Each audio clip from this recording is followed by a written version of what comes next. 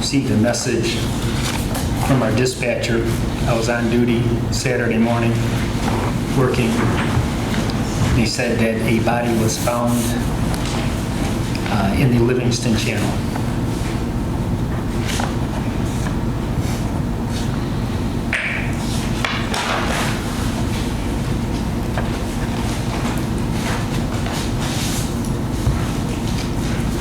What did you do when you heard that the body had been found?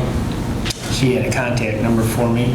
I called, was directed to the Ontario Provincial Police, and they notified me that fishermen had found the body and the Canadian Coast Guard was dispatched to recover it. Did you go down there and retrieve the body?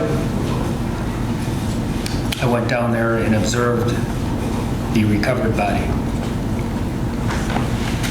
Did you talk to the Canadian officials at all? Yes.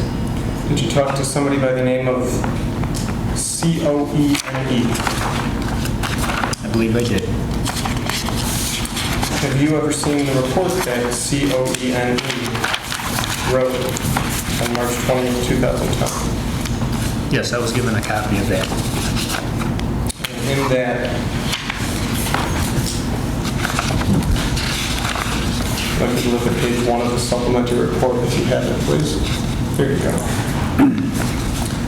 You'll notice on the second paragraph, towards the bottom, really towards the middle, Detective McCarthy also indicated, do you see where I am? Yes.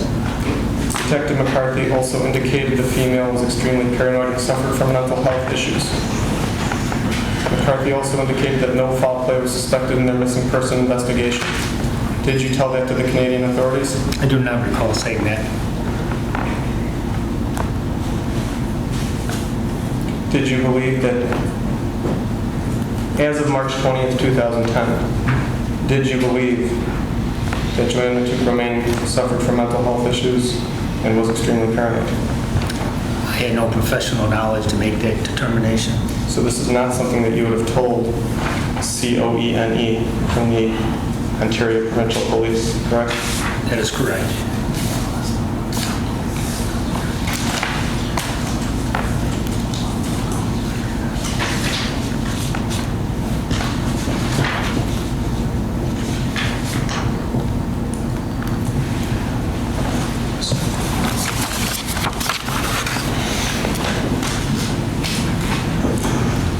They also mentioned, I'll wait for you to get your copy of it.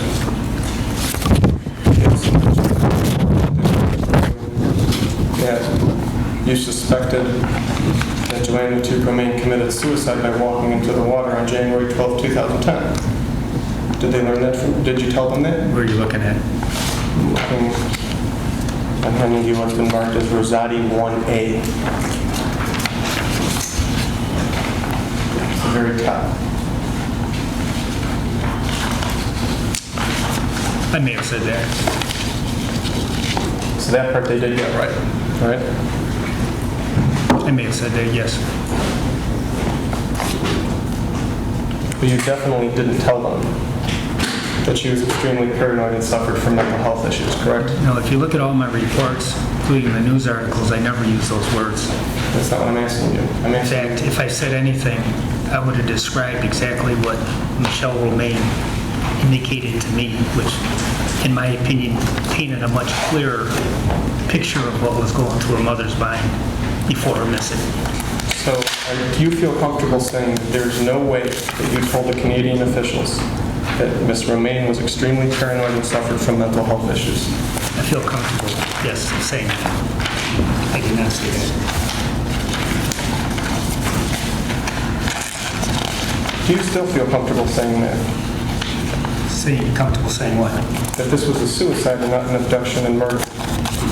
I believe it was a suicide. And again, it's still based on those same reasons that you gave us before?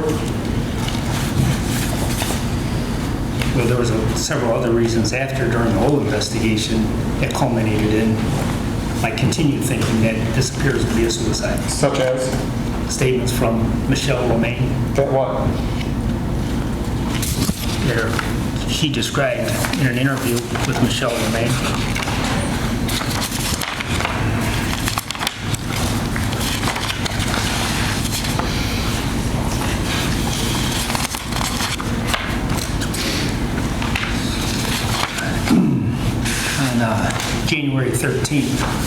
January 14th, at 1 o'clock p.m., myself and Lieutenant Rosati interviewed Michelle Romain in our detective office at the police department.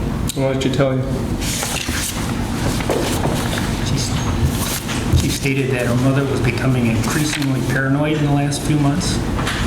She believed unknown people were following her, thought her cell phone was tapped, and believed people were entering her home. Michelle stated her mother even changed the locks on her home. Michelle does not believe any of the mother's concerns were substantiated and or confirmed by anyone. Then Michelle continued by saying, however, Michelle now thinks her missing mother's disappearance may be involuntary. She states her mother feared trouble from either ex-husband and or Joann Matouk, a relative. Michelle does not have any specific reasons and or information why they would harm her. She also doesn't believe her father would hurt her mother, but may be capable of having someone else harm her.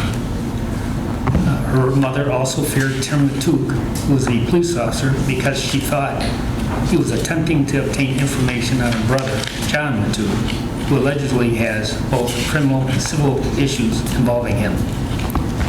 Okay. Go ahead. I didn't mean to cut you off. Michelle did not want to talk about her uncle, Joann Matouk, and stated it was probably best if we talked to him.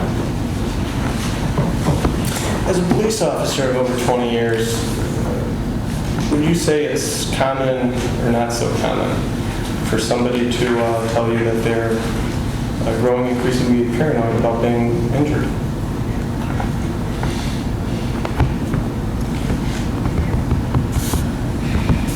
Repeat that question, please.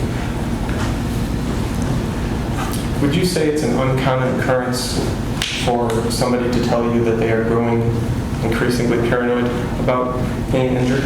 I'd say it's uncommon. Would that,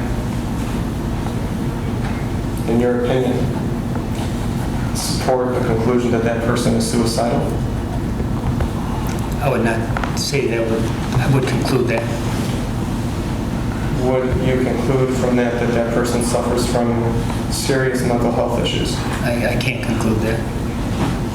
Okay, was there anything else other than that conversation that supports your conclusion that Ms. Romain committed suicide?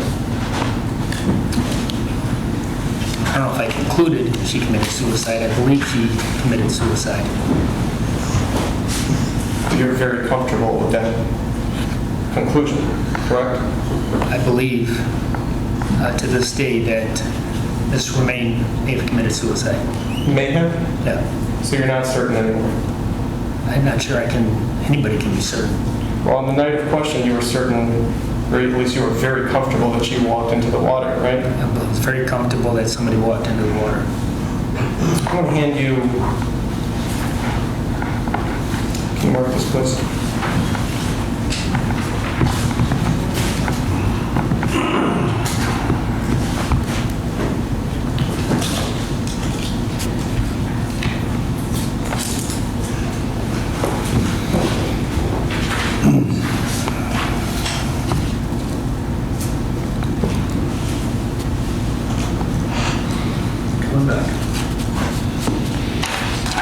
I'm handing you right now Grosse Pointe Woods Public Safety Follow-Up Report.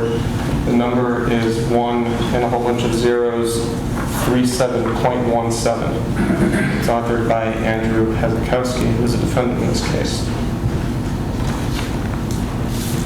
I'm sorry. This is exhibit what? 2. Thank you. It's 2.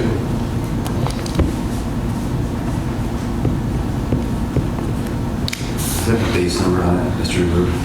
It does not. Great.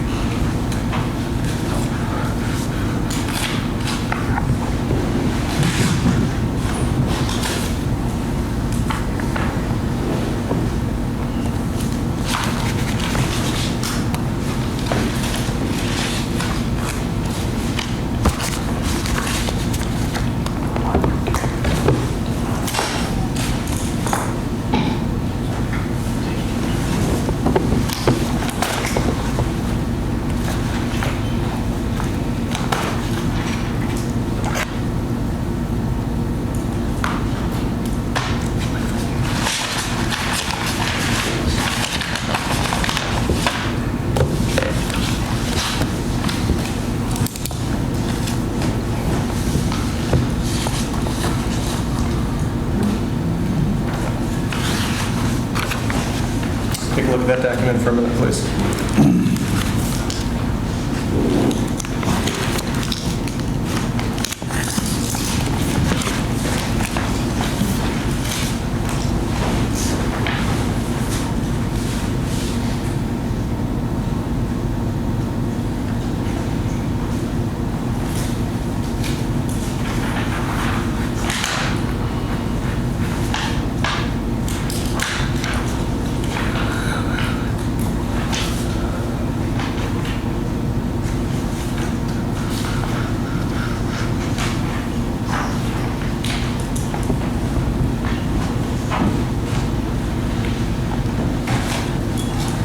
Okay. Do you see where he calls the conclusion that you went into the water speculation and assumptions? So you want to point that out, please? It's highlighted. Oh.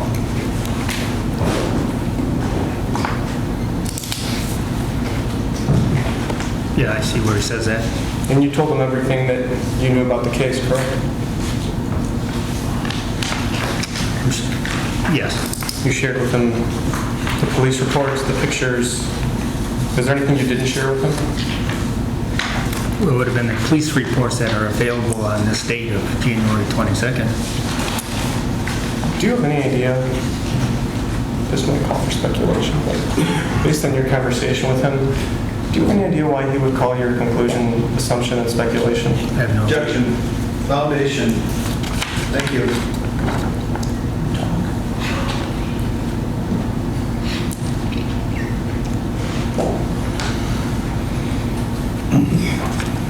I can't prevent you from answering. Only your attorney can, so go ahead. Go ahead and answer. I don't know why you use those words.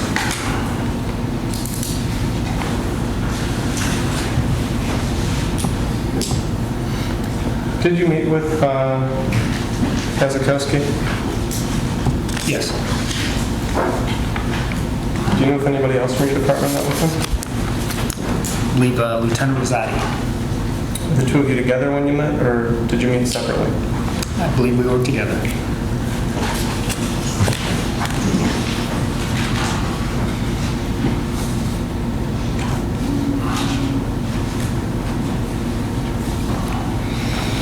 Handing you what's already been marked as Roger 7. I'm pointing to a particular part that used to be highlighted, but you can't really tell that it's highlighted. Is this the same exhibit? No, this is Roger 7. I'm sorry, I should have shown it to you. For the record, Rogers number 7 is Grosse Points Public Safety Report number 1, multiple zeros, 37.10. I'd like you to look particularly at the point where it says Grosse Pointe Farms Public Safety conducted an investigation at that time. Just read on it. Point that out. Sure. Right there. Can you read that, please? Out loud. Grosse Pointe Farms Public Safety conducted an investigation at that time and located footprints in the snow leading to the lake from Romain's vehicle. Now, we've already been over this point, but do you know who gave that information to Grosse Pointe Woods, if anybody? If I had to speculate, it would have been from the police reports that I faxed over. And again, those are reports that said that the footprints went from the vehicle all the way to the water, correct? It appears that it does. And we've already established that in reality there were no footprints leading from the vehicle to the water, correct? That's correct.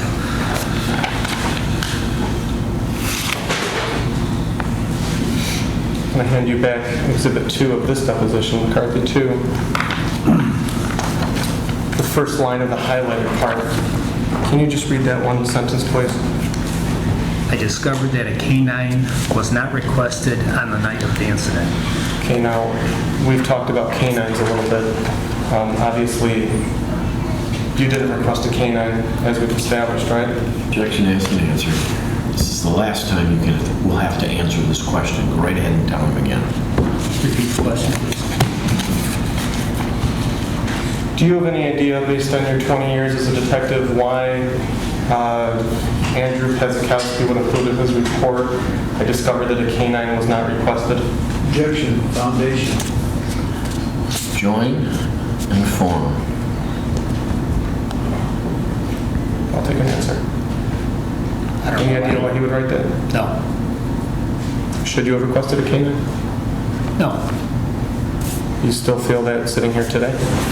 After talking with Lieutenant Rogers, Sergeant Trupiano, in my experience, I don't believe a canine was needed at that point.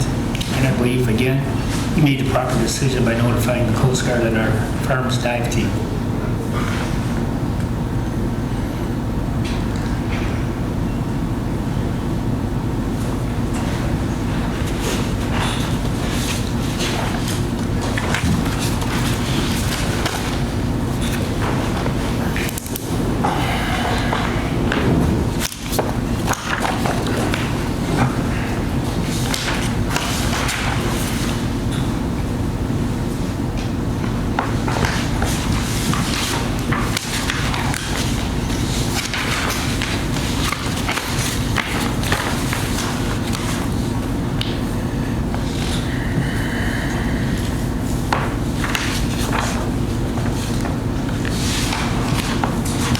On the night of the incident, the night of the night question, January 12, 2010, leading into January 13, 2010, after no body had been recovered, at any point did you start to think maybe this person didn't walk into the water, maybe this was an abduction?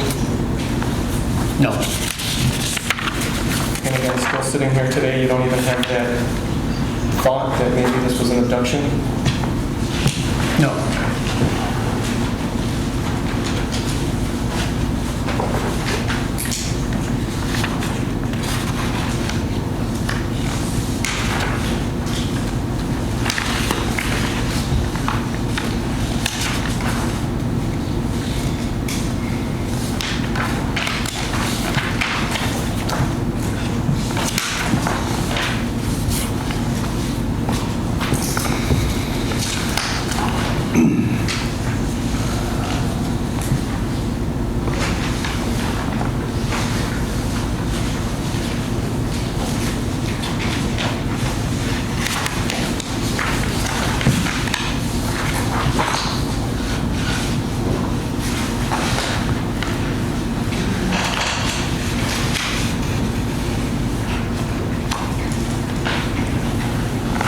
Back to one more point. As far as the Coast Guard goes in communication with the Coast Guard, as far as you know, the only person from your department who spoke to the Coast Guard was Lieutenant Rogers? And I mean, let me be clear about this. I don't mean when you went to, on March 20th, when you went to Canada. I'm talking about on January 12th, 2010, January 13th, 2010. Is Lieutenant Rogers the only one from your department who spoke to the United States Coast Guard at that time? In reviewing the reports, it indicated that he was the one that requested the Coast Guard. If he personally called him on his phone, or if he had our dispatch call him, I don't know who actually made the personal notification. And you don't know what specific information was shared with the Coast Guard? They do not.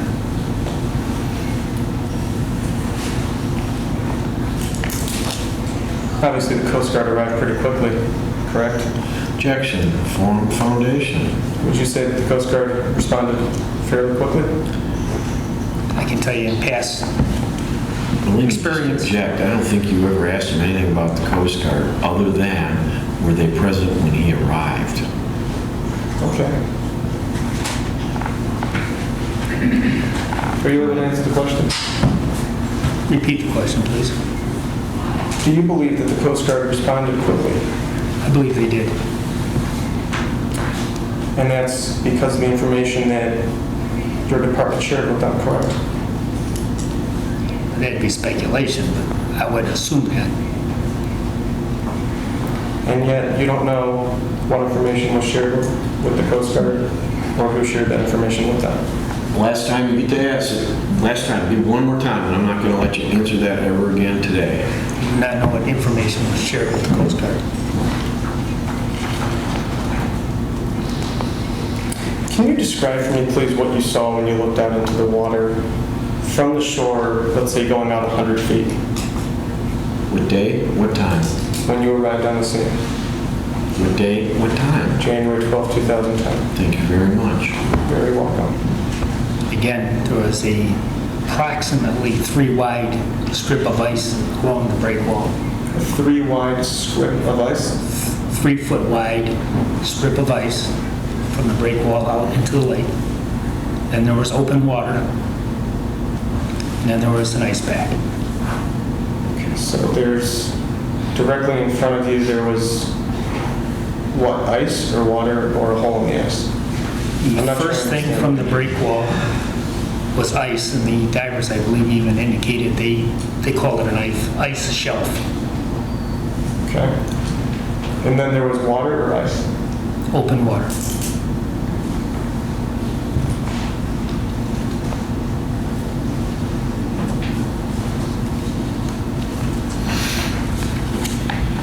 Did anybody from your department conduct numerous searches of the area with no signs of the missing individual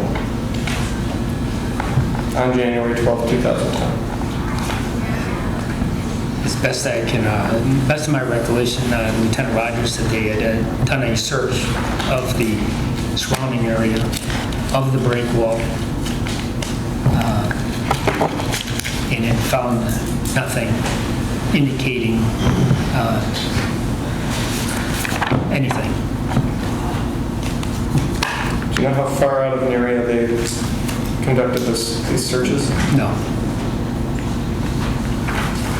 And you don't know if dogs would have helped? Love those dogs. The dogs could have conducted this whole lawsuit, right? I think a dog is conducting this whole lawsuit. I would have struck that comment.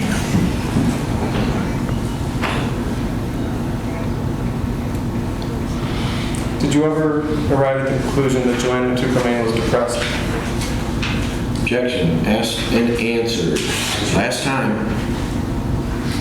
I never concluded that. Do you know if anybody in your department did? Last time, asked and answered.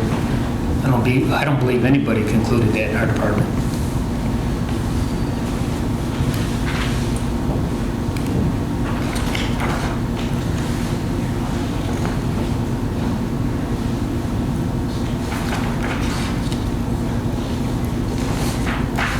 Could you go off the record, please, for a minute?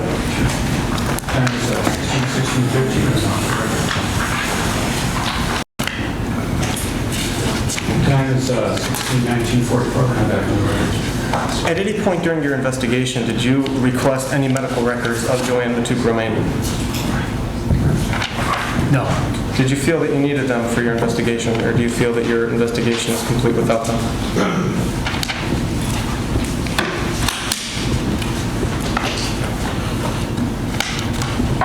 On January 13th, Chief Jensen requested that we transfer the investigation to Grosse Pointe Woods, and at that point, I felt it had been their responsibility, if they wanted to request any records, that would be their decision. But as far as you're concerned, you didn't feel that you need them, and you still feel that you don't need them, correct? I can't say one way or the other. You never requested them, did you? Did not. I want you to assume for a moment that some witnesses came forward and said that there was a man seen outside of the church, close to the water, around the time that Joann is presumed to have walked into the water.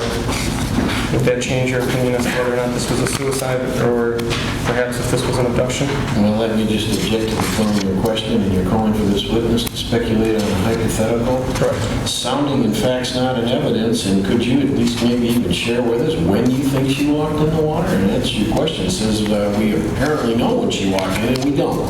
Do you have any idea when she walked into the water?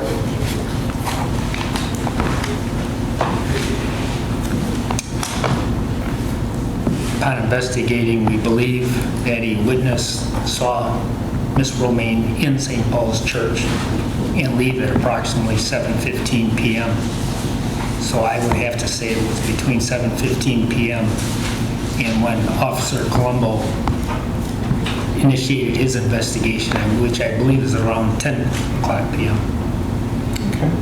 So if you were to assume for a moment that there was a man that was seen by the water between those times, would that change your opinion as to whether or not this was a suicide? Or perhaps if there was something suspicious going on? So you're asking me an assuming hypothetical. Yes, I am. Would not have changed my decision. What about if there was some evidence that the car was not in the church parking lot at 7:15, but that later on in the evening it was? So in other words, that it left and then returned. Would that change your opinion as to whether or not this was a suicide or whether this was something more suspicious? Same objection. Go ahead. No.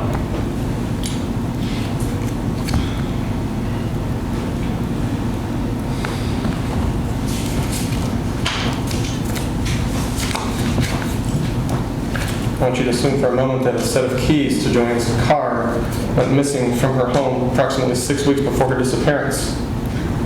Would that change your mind at all? Same objection. Go ahead. No. I want you to assume for a moment that there's evidence that that Joann Matouk Romain Chase account had been accessed through some sort of online banking that was not authorized by her. Would that change your mind as to whether or not this was a suicide or perhaps something more sinister? Same objection. Go ahead and answer. Would not have changed my mind.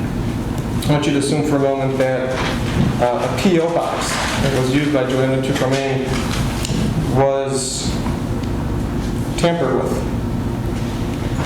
Would that change your mind at all? Same objection. No. Would these things possibly explain why somebody is feeling paranoid? Lack of foundation. Go ahead and answer. Calls for speculation. Yes, it does. Go ahead. My observations of Miss Romain's state of mind came mostly from her daughter, Michelle. And hearing these things, assuming that they're true, don't change your mind at all? No.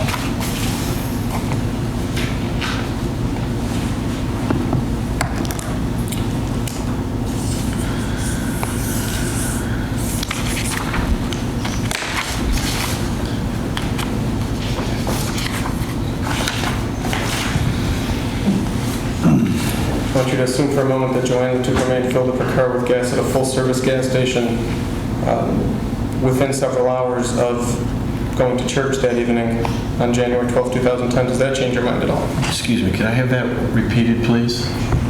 Yeah, I didn't hear the first part. You said it kind of fast. Could you just repeat the question? Yeah, I could just say it's slow. Okay, that's fine. Yeah. Okay. Real slow. I need That's help. fine. That's fine.